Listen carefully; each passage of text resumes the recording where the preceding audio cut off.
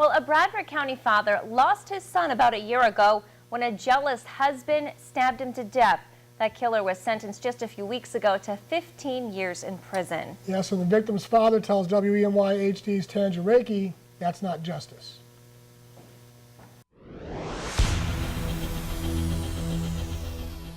It's been a year since Jeff West was stabbed to death, and his father still feels the pain every day.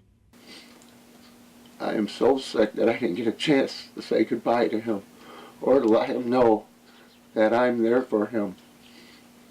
I never even knew he was in the hospital. I didn't know he got stabbed. I didn't know nothing until after he was dead. David Parker and his wife separated years ago. Parker says his wife kept their son, Jeff West, away from him. But Parker and West got back in touch 15 years ago.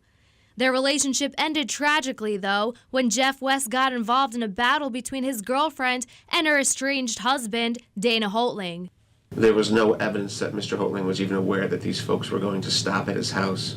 Assistant District Attorney Andrew Benavia says Dana Holtling had recently gotten into a fight with his estranged wife when she showed up at his house with Jeff West.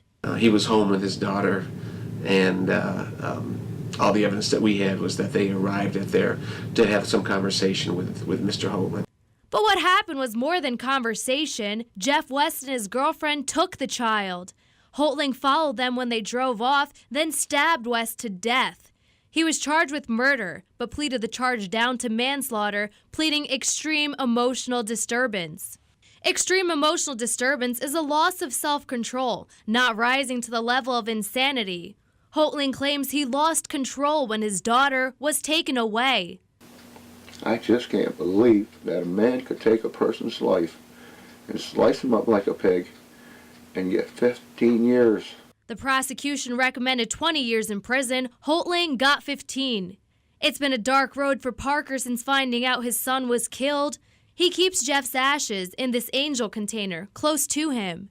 David Parker will likely live to see his son's killer set free. But he says what hurts the most is not being allowed to speak at Holtling's sentencing, all because he didn't write a letter to the judge asking permission.